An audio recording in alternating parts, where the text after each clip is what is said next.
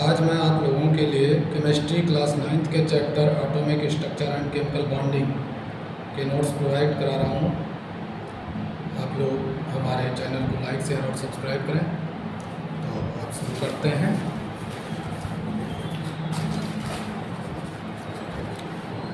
जैसा कि हम आप सभी को इससे पूर्व के वीडियोज में क्वेश्चन 5 तक का समझा चुके हैं। अब क्वेश्चन 6 में क्या पूछा गया है और उसका जवाब क्या होगा, what will be answer of the question.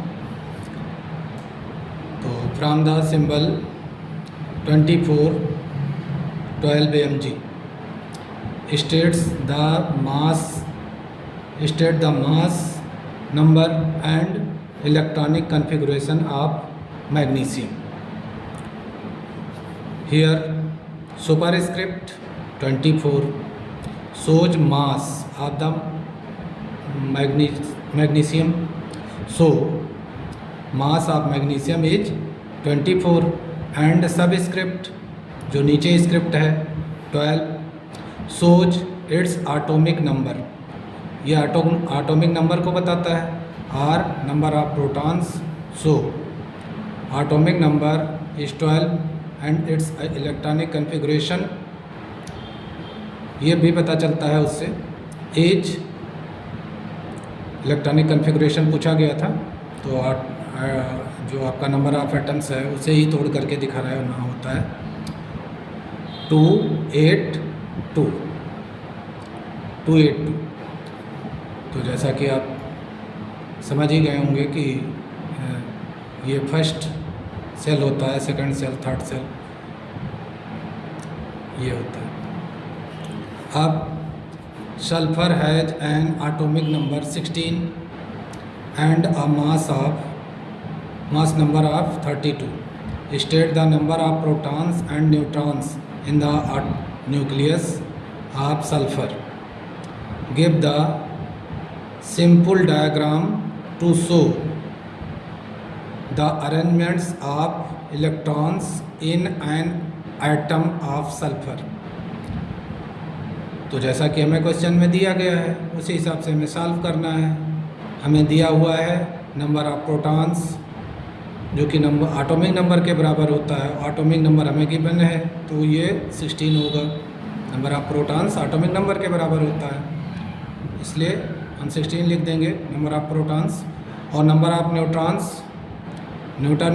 Neutrons mass number minus number of protons, क्योंकि नंबर ऑफ न्यूट्रॉन्स और नंबर ऑफ प्रोटॉन्स दोनों मिलकर के मास नंबर बनाते हैं। अब अगर मास नंबर से हम नंबर ऑफ प्रोटॉन्स सब्ट्रैक्ट कर लेते हैं तो हमें नंबर ऑफ न्यूट्रॉन्स मिल जाते हैं। तो इसीलिए हम 32 में से 16 सब्ट्रैक्ट करके 16 लिख देते हैं। और एटॉमिक स्ट्रक्चर की बात की गई है, तो एटॉमिक स्ट्रक्चर कैसा होगा इसके लिए आपको नंबर ऑफ प्रोटॉन्स पर ध्यान देना होगा। नंबर ऑफ प्रोटॉन्स यानी एटॉमिक नंबर 16 है और इसे हमें इस तरह से बांट करके दिखाना है। 2 सबसे पहले 2, फिर 8, 2 8 कितना हो गया, 10 हो गया। जो 6 बचे हुए हैं 6 वो हमारा थर्ड सेल में चले जाते हैं और इस तरह से हमारा एटॉमिक स्ट्रक्चर पूरा हो जाता है।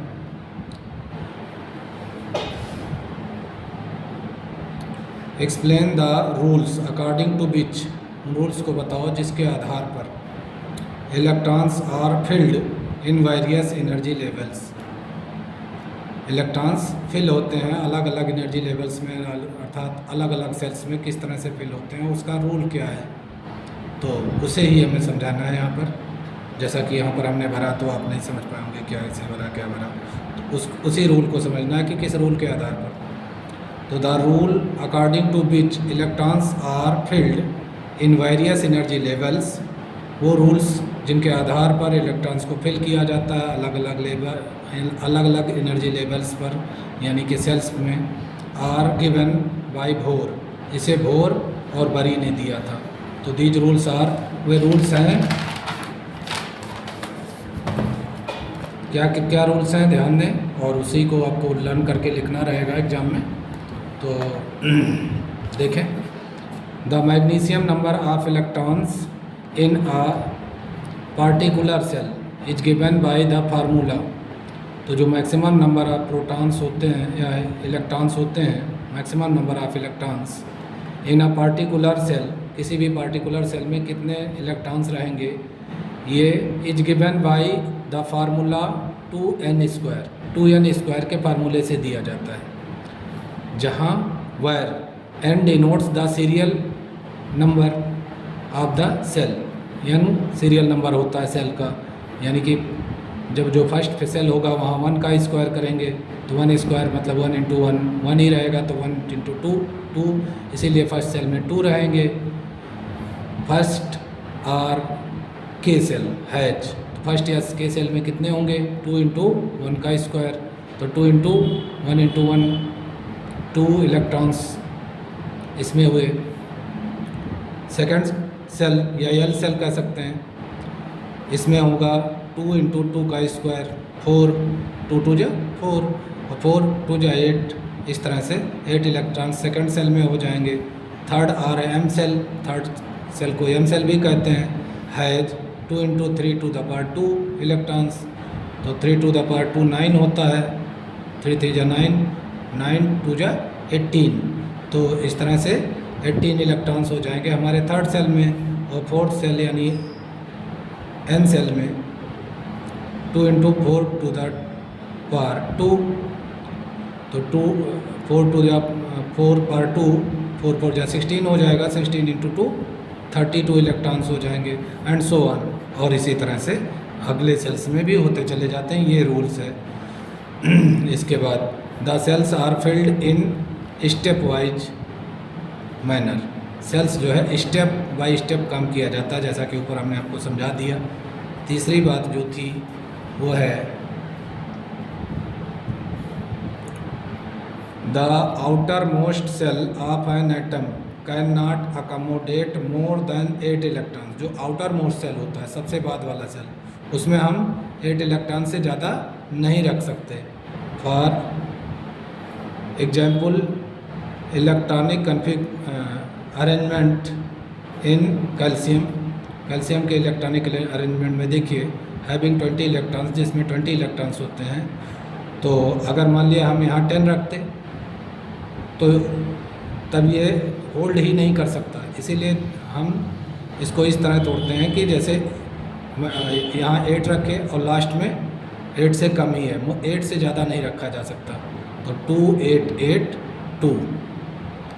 अब आपने देखा कि जो है यहाँ पर वो रूल कि थर्ड में जो है आपका थर्ड में 18 रख सकता है, 18 रख सकने के बावजूद जब हमारा ये अगर इसको हम बाहरी सेल बना रहे होते, एन सेल ना लाते, तो यहाँ पर 18 आपका 10 रख रहे होते तो ये 10 होल्ड ना कर पाता, ये रूल है। इसीलिए यहाँ 8 करके और 2 को अगले सेल में भेज दिया गया, इसीलिए फोर्थ सेल आ गया। वैसे अगर इसके बाद में भी हमारा सेल होता और उसमें पूरा भरने होते तो हम यहाँ 18 भी भर सकते थे, क्योंकि रूल के हिसाब से तो वही होता है। लेकिन अगर हम इसे बाहरी सेल बनाए तब हम यहाँ 10 नहीं भर सकते। Only hydrogen and the helium atom, केवल हाइड्रोजन और हीलियम के एटम होते हैं विच हैव ओनली 1 सेल, जिनमें केवल एक ही सेल होता है, एंड कैन 10, और इसीलिए accommodate a maximum of 2 electrons only, इसीलिए वो बाहरी सेल होने के बावजूद भी उसमें मैक्सिमम 2 ही इलेक्ट्रॉन्स रखे जा रहे हैं, वो स्पेशल हैं हाइड्रोजन और हीलियम, इसीलिए। तो draw the orbital diagram of 40 20 Ca2+ ion and state the number of 3 fundamental particles present in it. जो तीनों फंडामेंटल आइटम्स होते हैं उसमें कि कौन कितने कितने हैं ये भी आपको बताना है। तो कैल्शियम आयन Ca2+, तो इससे क्या हमें पता चला कि इसका एटॉमिक नंबर जो हमारा है वो 20 है, मास नंबर 40 है, और number of protons number of protons number of electrons atomic number के बराबर होते हैं। तो 20 हो गया, जो कि वहाँ दिया ही है नीचे हमें सब स्क्रिप्ट में। नंबर ऑफ न्यूट्रॉन्स जो है वो मास नंबर से एटॉमिक नंबर सब्ट्रैक्ट करने पर मिल जाते हैं, क्योंकि दोनों को मिला करके मास नंबर बनता है। तो 40 - 20 कर दिया तो 20 नंबर ऑफ न्यूट्रॉन्स मिल गए। अब जो हमारा 1 2 प्लस चार्ज वाला कोई भी अगर आपका एलिमेंट है, तो इसका मतलब ये है कि इसके 2 इलेक्ट्रॉन्स है बीन रिमूव्ड, कि इसके 2 इलेक्ट्रॉन्स जा चुके हैं, उसमें से निकल चुके हैं। एज Ca2+ लास्ट 2 इलेक्ट्रॉन्स, अब चूँकि Ca2+ में 2 इलेक्ट्रॉन्स ऑलरेडी लास्ट हो चुके हैं, सो नंबर ऑफ इलेक्ट्रॉन्स, तो इसीलिए नंबर ऑफ इलेक्ट्रॉन्स जो है 20 - 2, क्योंकि number of electrons number atomic number के बराबर हो, प्रोटॉन्स के ही बराबर होते हैं। तो लेकिन यहाँ पर 2+ दे करके ये दिखाया गया कि 2 इलेक्ट्रॉन्स पहले से ही रिमूव हो चुके हैं, तो 2 इलेक्ट्रॉन कम हो जाएंगे नंबर ऑफ प्रोटॉन से, यानी 20 - 2 18। और रही बात ऑर्बिटल डायग्राम की, तो ऑर्बिटल डायग्राम आपका जो बनेगा, अब 18 ही हो गए हैं, तो पहले सेल में 2, दूसरे में 8, 2 8 कितने हो गए, 10 हो गए। और बाहरी जो हमारा सबसे बाहर वाला सेल बन रहा है उसमें 2, उसमें भी 8 हो गए, 18 हो गया। इस तरह से 18 पूरा हो गया और 4 सेल की ज़रूरत नहीं पड़ी, नहीं तो 4 सेल की ज़रूरत पड़ती। तो इसीलिए जो है Ca2+ स्पेशली कहा गया है, नहीं कैल्शियम का इलेक्ट्रॉनिक कन्फिगरेशन करने को कहा गया होता और उसको दिखाना होता, लेकिन यहाँ कहा गया था कि Ca+2+ आयन का बताना है, इसीलिए 3 ही सेल होंगे, 1 2 3, 2 8 8 8 8 16 + 2 20, 16 + 2 18, सॉरी। तो write down the electronic configuration of the following, नीचे दिए गए चीज़ों का इलेक्ट्रॉनिक कन्फिगरेशन लिखने के लिए कहा गया है। 1327X, अब X कोई भी एलिमेंट हो सकता है, तो आपको समझना है। और एक यह है, और दूसरा क्वेश्चन है 1735Y, और इससे हमें क्लियर करना है कि X क्या है, Y क्या है, उसके इलेक्ट्रॉनिक कन्फिगरेशन क्या हो सकते हैं। तो इलेक्ट्रॉनिक कन्फिगरेशन ऑफ X का जो इलेक्ट्रॉनिक कन्फिगरेशन है, यानी कि जैसा कि यहाँ 13 दिया हुआ है, तो 13 को ही हमें 2 8 और 3 में तोड़ देना है, तो ये आपका इलेक्ट्रॉनिक कन्फिगरेशन इसका हो गया। 3 सेल हुए, 3 और लास्ट सेल में हमारे 3 है।